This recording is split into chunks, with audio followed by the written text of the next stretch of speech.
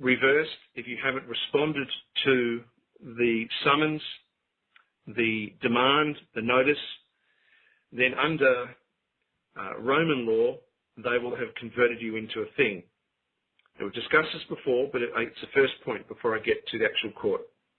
That is to say, if you encounter a court where the judge does have some knowledge, then they will know automatically that you have already been turned into a thing.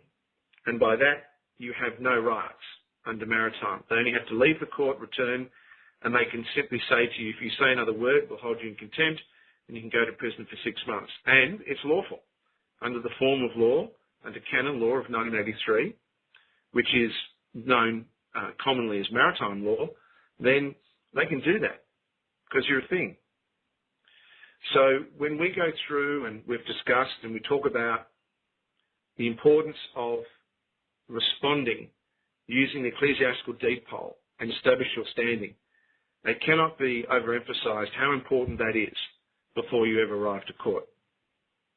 But if you happen to arrive to court and you haven't repudiated their claim of turning you into a thing by those documents, then the first form of law that you will face is the Uniform Commercial Code of 1933.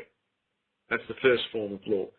And what they will present that as is common law. But of course, common law was based on things such as common law rights, writs, habeas corpus, and others, and the ability to establish your standing and be given the opportunity to establish your standing. But of course, under Uniform Commercial Code, none of those things apply. You are either an owner of property or you're not.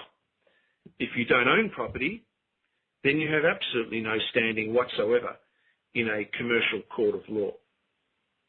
So when you arrive, and assuming that you are lucky enough to get a judge that isn't fully conversant with canon law, they may give you the opportunity to speak.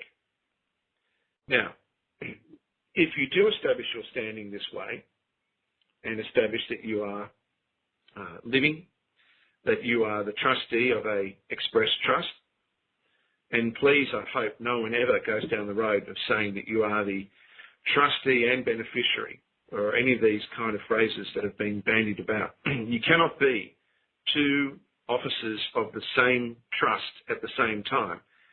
You can, in fact, be a executor of a will,